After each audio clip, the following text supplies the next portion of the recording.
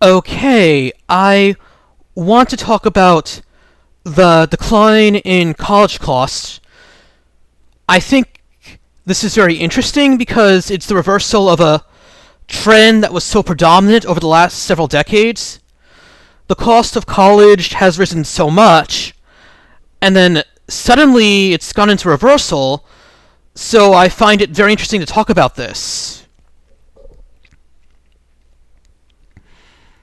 It's now reached the point where the cost of a 4-year degree can be around $100,000 for the full 4 years. However, you can attend an online university and get a degree from them for only $5,000. So, there's a huge difference, and it's interesting that people just didn't seem to notice that fact, though the decline might have something to do with the fact that people are starting to become aware of this situation. So anyway, I brought up this article from CNBC, and I thought a good way to start would be to look at this. So here's the article. Inflation-adjusted college costs declined for the second straight year. This year's increase in tuition and fees were very low by historic standards, according to a recent report. Adjusted for inflation, college costs declined at community college and public and private 4-year schools.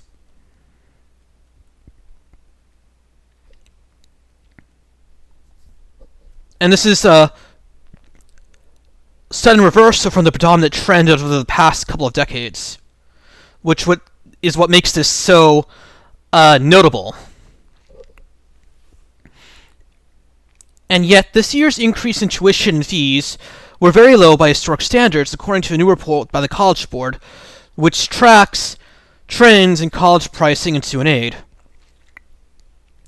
For the 2022 to 23 academic year, average tuition and fees rose by 1.6% to $3,800 for students at 2-year schools, 1.8% for in-state students, and at 4-year public colleges, reaching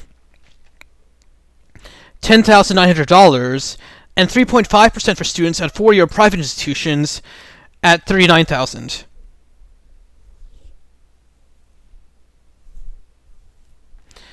So 4 times 39,000 is around 160,000 for a full 4 years of attending.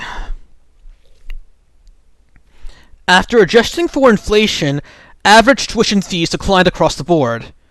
Yes, I think inflation is going to be 6% this year, or 7%, something like that. More colleges and universities raised tuition and fees this year than last year. However, the average increases in the public sector is still low by historic standards, said Jennifer Na,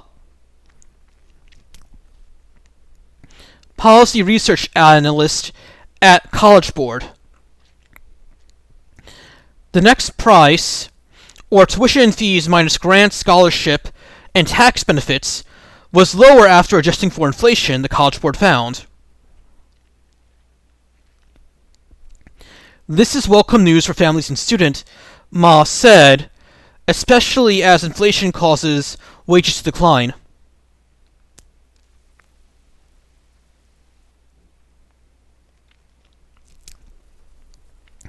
Still, college costs have already reached unsustainable levels. Deep cuts in state funding for higher education have contributed to significant tuition increases and pushed more cost of college onto students. According to an analysis by the Center on Budget and Policy Priorities, a research group in Washington.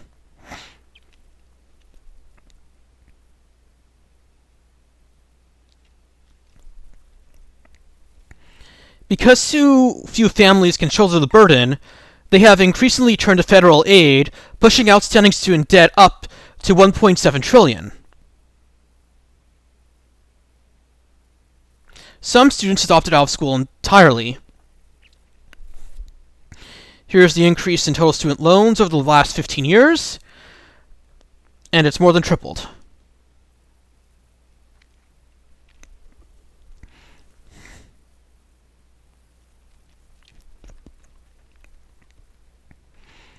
th year of decline in annual loan borrowing.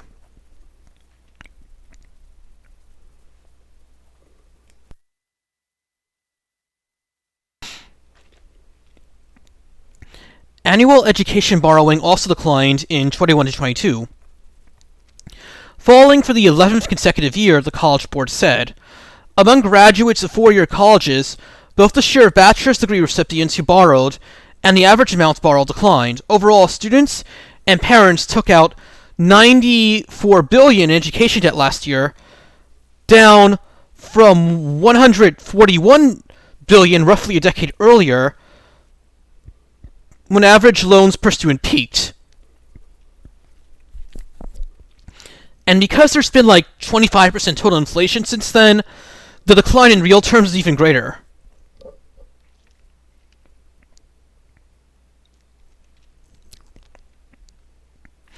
However, part of the decrease in student debt is due to the number of undergraduates enrolling in college.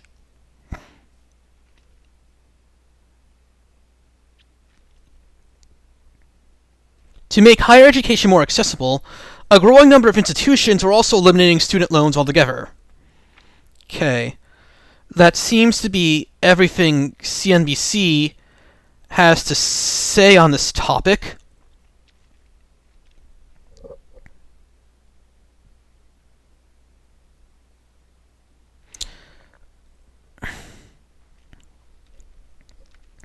So as I was saying, you can get like a full four-year degree online for about $5,000. I mean, this is like one such institution, the University of the People. It's an online college that was started in 2009.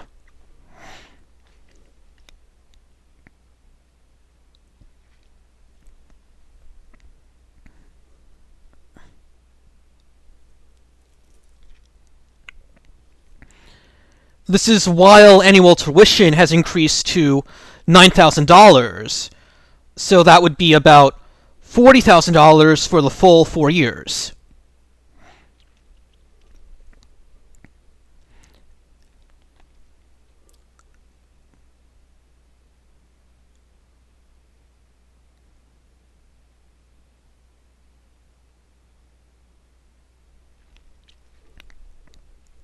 So as you can see on the graph, in real terms, the cost of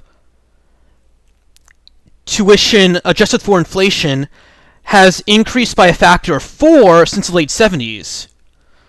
So it stayed flat until 1980, then it started soaring, but interestingly around 2016 it started flattening again in real terms.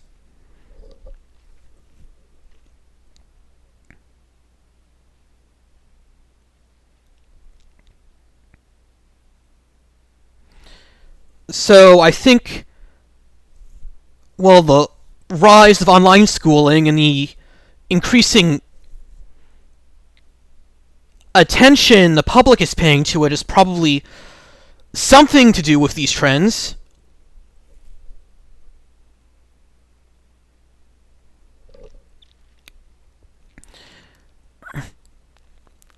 So I have this other article up from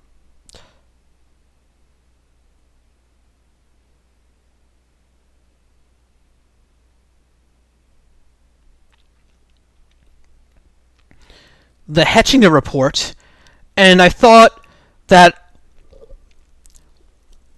this would be also good to look at because it goes over the topic in more depth. As enrollment falls and public skepticism grows, some colleges are cutting their prices because they've only quadrupled in real terms since the 80s, so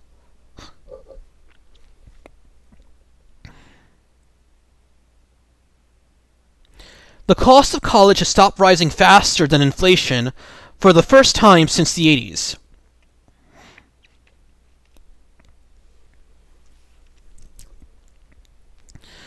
Bright fall hues and neatly manicured lawns frame red brick buildings and a white wooden church steeple on a peaceful New England Main Street, with a view of the White Mountains in the distance.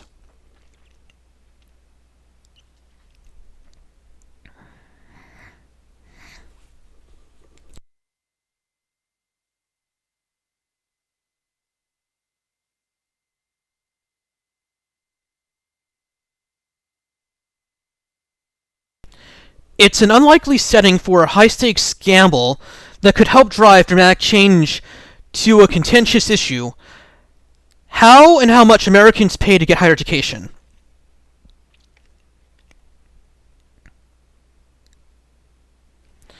Colby Sawyer College has announced that it will lower its tuition next year by 62%, from $46,000 to $17,000.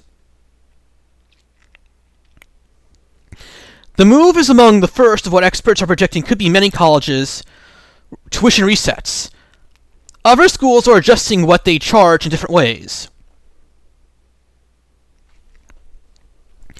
Already, as enrollment rose amid public skepticism about the need for a degree, the pace of annual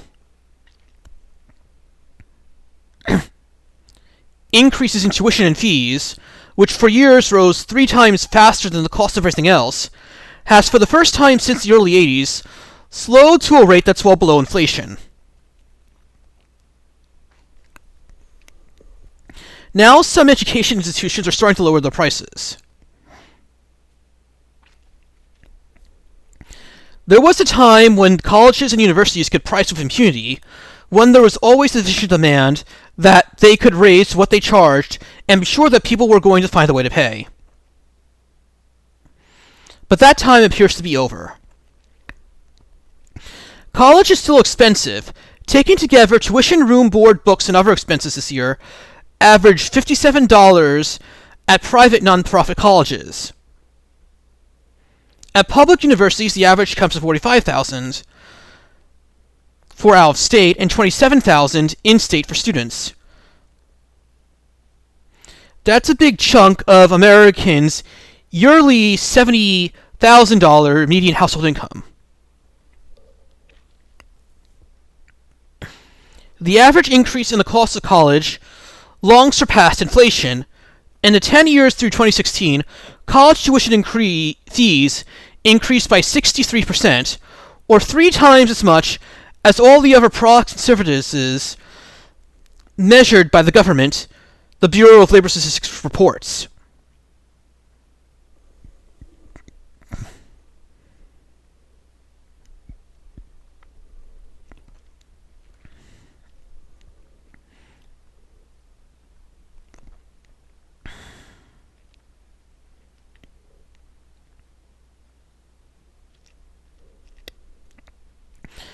As you can see in the graph, prices rose 2% in 2021 and 2022, while the general consumer prices rose 6% in 21 and 8% in 2022, meaning that prices fell 4% in real terms in 2021 and 6% in real terms in 2022, meaning that costs fell by 10% in real terms over the combined 2-year period, which is a huge reversal from the huge pattern of increases in cost we've seen over the previous 40 years.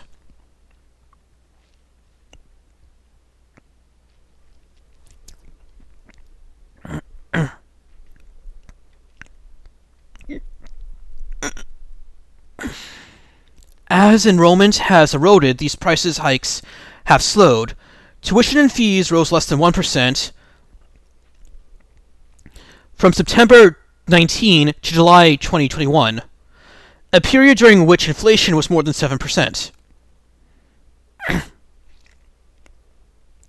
This fall, the increase in tuition and fees at public universities and colleges reached an historically low level, according to the College Board, and actually declined when adjusted for inflation.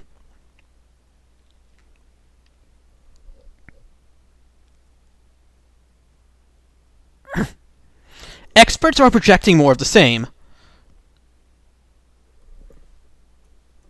As many as 100 colleges may lower their prices.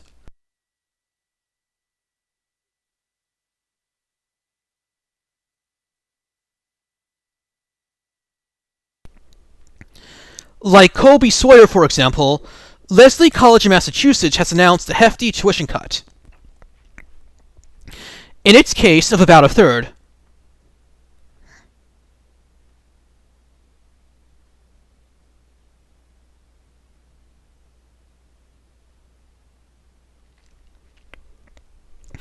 Other institutions are guaranteeing that students will pay the same tuition for their entire time in college without annual increases. Still more are expanding their financial aid, so no students have to take out loans for tuition if their families earn below a certain clearly designated cutoff. Among the reasons for these changes, Hunter said, higher education leaders have come to understand that the cost has eclipsed what's realistic. But families' ability to pay is no longer the only factor in deliberating over price, he said. For the first time, colleges are worried about consumers' willingness to pay. Fewer than 1 in 3 Americans surveyed by the Standard Education Network now think a degree is worth it. Again, as I said earlier, why would... if you're paying attention, why would you pay $70,000 a year to get a 4-year degree at a generic institution when you could get a 4-year degree at an online program for only like $5,000? I mean, why would you do that? I mean, I get that online education wasn't really a thing 10 years ago, but now people are generally aware that it's an option. So, I mean, if you think about it logically, I mean, someone who pays attention and does the math doesn't really have a reason to do it that way anymore.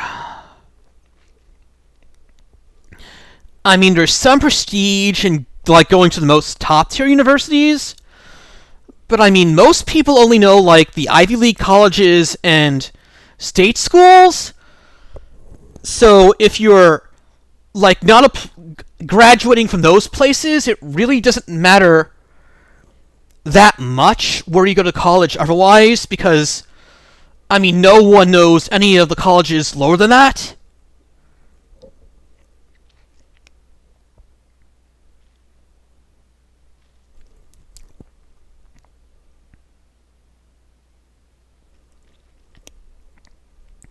Consumers are also increasingly frustrated by the confusing way that colleges explain their prices, advertising a figure that few, if any, families actually pay, and making it hard to tell how much financial aid is in the form of scholarships and how much requires taking out loans.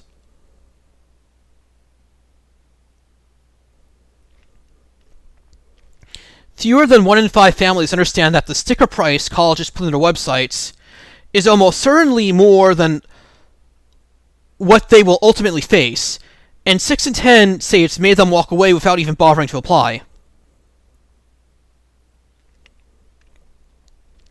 The question is, how many families are we missing? How many families are not having conversations because they get scared off?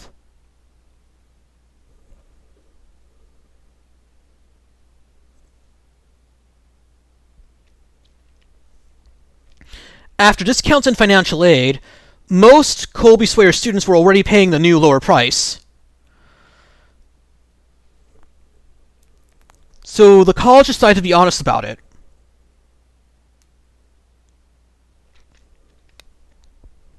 Nationwide, last year's discount rate was a record 55% for incoming students, according to NACUBO, at 154 colleges and universities across the country.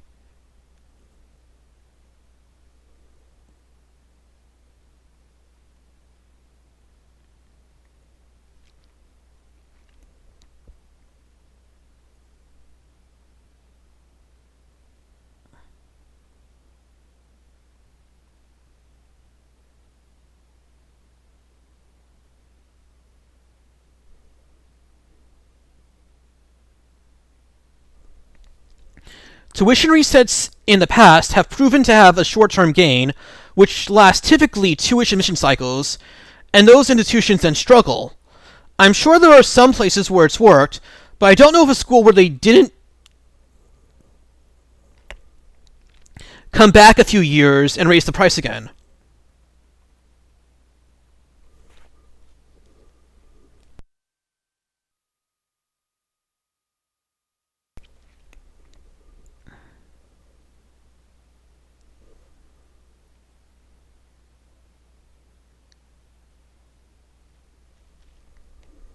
Another worry is that families will be suspicious of a college that's significantly cheaper than its competitors.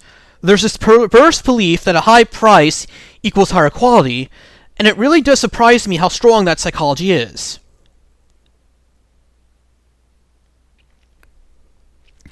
Colby Swire itself is trying to prevent another hazard: speculation that it's lowering its prices because it's in financial peril. Is the college in trouble? Reads the most surprising of the frequently asked questions about the price cut in his website. The answer, Stubiner said, is no. Since running a deficit in 2017, the college had balanced its budgets. The most recent publicly available financial documents confirm, and its endowment has increased to $62.4 million. It broke ground on a $2 million athletic pavilion in October, and demolition is underway on an old science building that will become the site of the $15 million School of Nursing and Health Science building to house new graduate programs in high-demand health fields.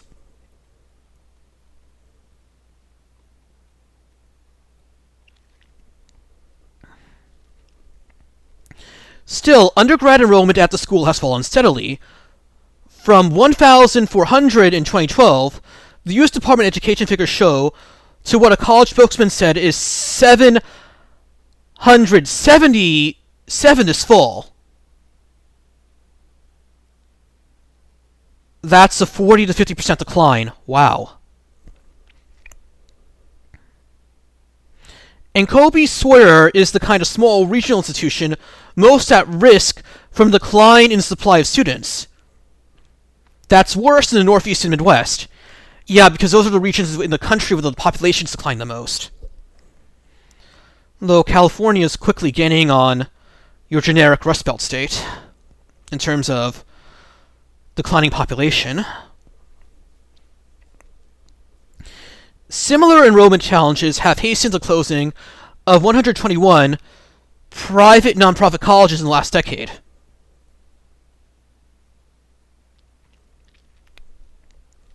Many of the rest are still resisting lowering their prices. A lot of it is just the fear of change, and of being the first to blink, said Stubiner, in whose office is a plaque that reads, "If you change nothing, nothing will change." Really? And the sky is blue. Who would have thought? Colby Sawyer began as a 2-year college that after 1928 enrolled only women, and has already been through transformation since then. It started offering bachelors in 1943 and began admitting men in 1990.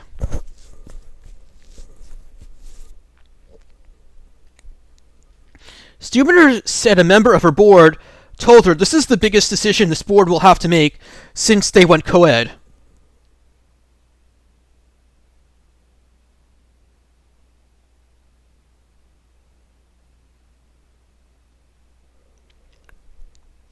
The college plans a marketing blitz and will advertise its price cuts on bus wraps, subway stations, streaming platforms, public radio, and elsewhere.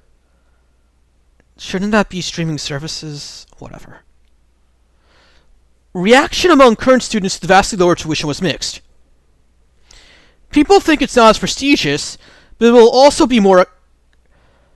No one cares about your... I mean, if you did not go to an Ivy League or a state school, no one really cares where you went to college. It's just a generic, mid-level institution at a local level. So if you're... whatever. But it'll also be more accessible to people.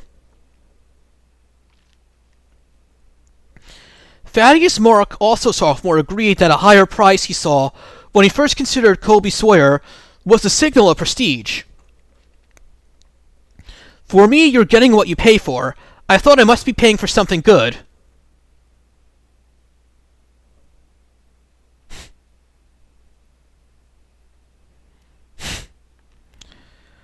Let's hope no one offers to sell you a bridge.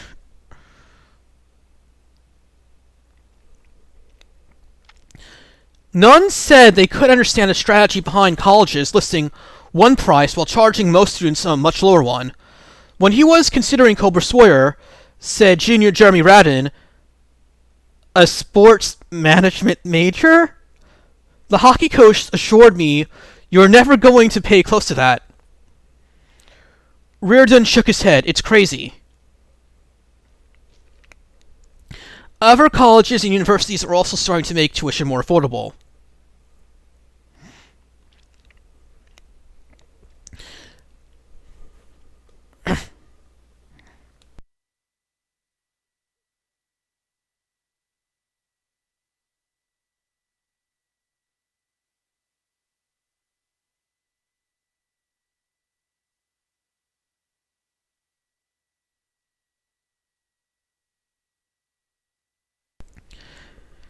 The University of Nebraska froze tuition for the last 2 years. We've got to think about how a young person coming out of high school thinks about college. At the end of the day, it's cost. More than half of freshmen now say they've picked a college because of the price, according to an annual survey by an institute at UCLA.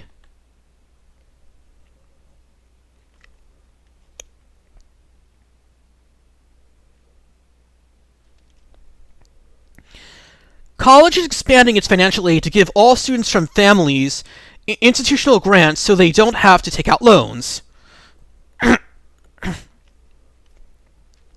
Since an earlier version of the plan began, the number of applications has more than doubled. So it seems like student loans are rapidly diminishing.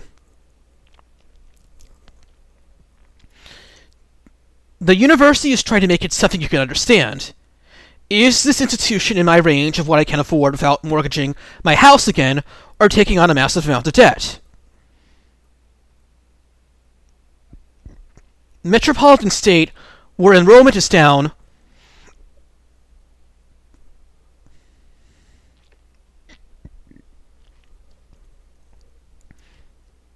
from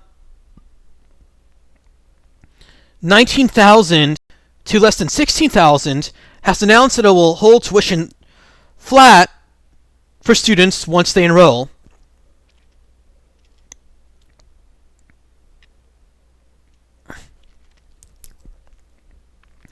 We were already affordable, but most people didn't know it.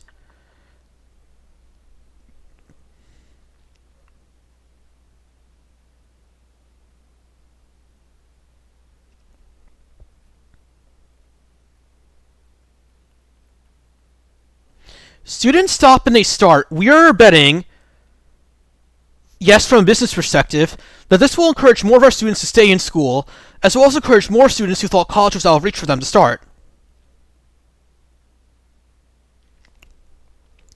Hope College in Michigan, too, is holding tuition steady for students once they are admitted.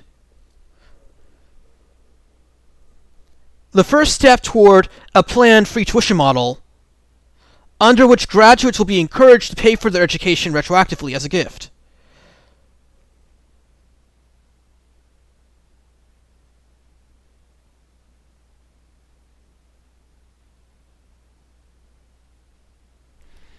So this institution is literally offering free college. Okay, cool.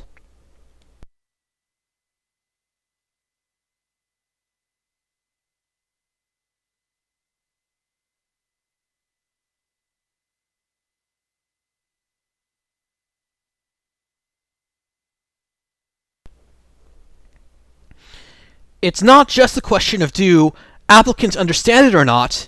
A lot of them just can't afford it. That's far from a new observation.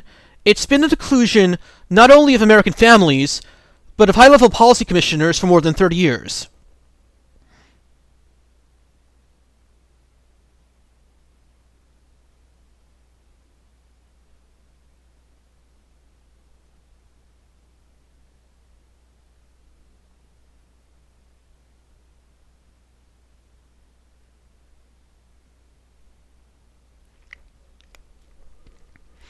Yeah, they didn't suddenly start cutting costs because of policy pressure. They're cutting costs because there's a lack of demand, and they have to do something because the market will no longer sustain these high prices. That's why college costs are coming down. It's a combination of people realizing that there are much cheaper alternatives, like online colleges where you can get a degree for only $5,000, other types of online education, and because a lot of students are reassessing whether they really need college. So I think that's why college costs have suddenly started plunging. A number of factors have aligned to finally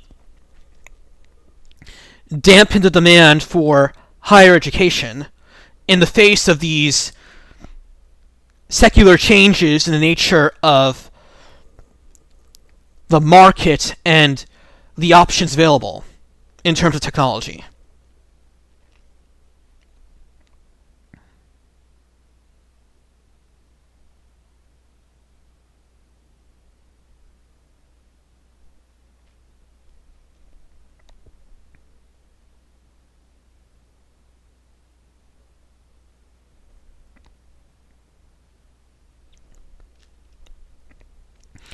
So again, the cost of a college for a full 4 years at a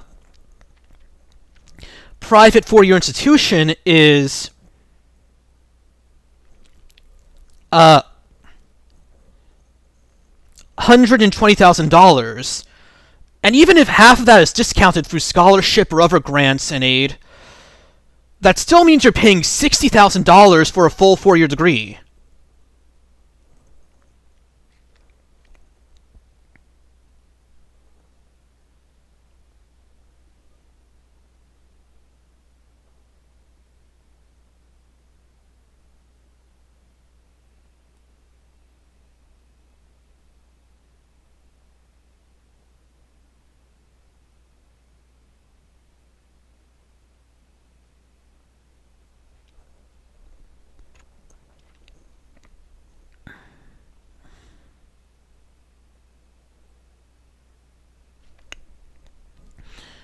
I think one of the reasons private schools were able to charge more than state schools is that they were easier to get into, because state schools have higher admission standards. But anyway, now the decline in college cost has affected the entire industry across the board. Because as recently as 2020, private 4-year schools were like the last holdout, while private 2-year schools were like the first to decline in costs.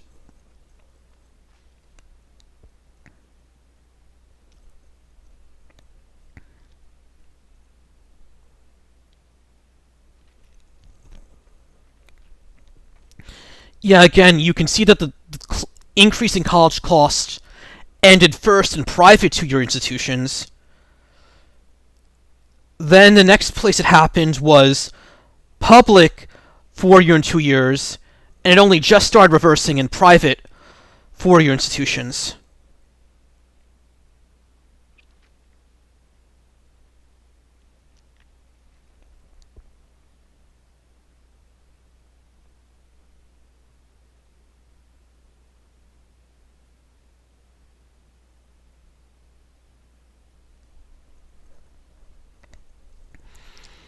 Again, this online school isn't literally free, but it's only like $5,000, which sure beats the $60,000 you'd have to pay at a traditional brick-and-mortar institution, at least until recently.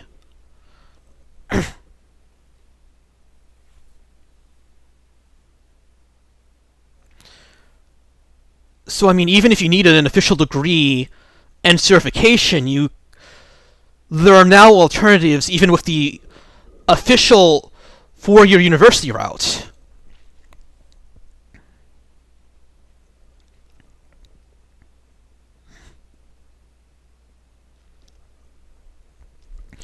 I mean, there were broadly two categories of college students before: those that majored in things like engineering, chemistry, accounting,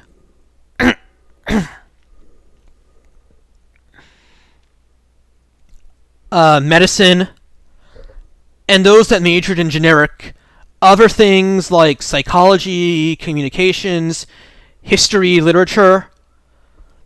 And the ones that majored in generic programs only saw like a 15 to 20% increase in their wage premiums over what they would have earned if they hadn't gone to college. And like a 20% increase in wages is not worth going $60,000 into debt. It just isn't. No, I mean, if you major in medicine or engineering or chemistry or, let's say, mining geology, then yeah, your increase in pay is going to be much more lucrative, and it's still worth going to college. But even in that case, why would you want to get a degree, pay $60,000 to get a degree,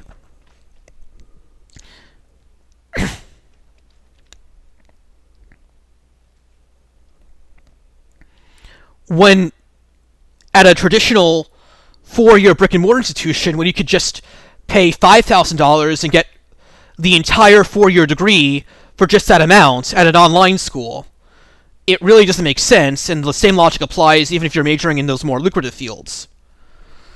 So we'll just have to see how long it takes for the entire general public to get the memo about these changes in education and react to it, though the decline in enrollment and pricing seems to indicate this has already been happening. The pandemic was probably a big wake-up call because a lot of people suddenly had to take 2 years of the higher education fully online, and that really woke them up for the fact that they're not paying for a particular brick-and-mortar campus, they're paying for the actual knowledge and certification.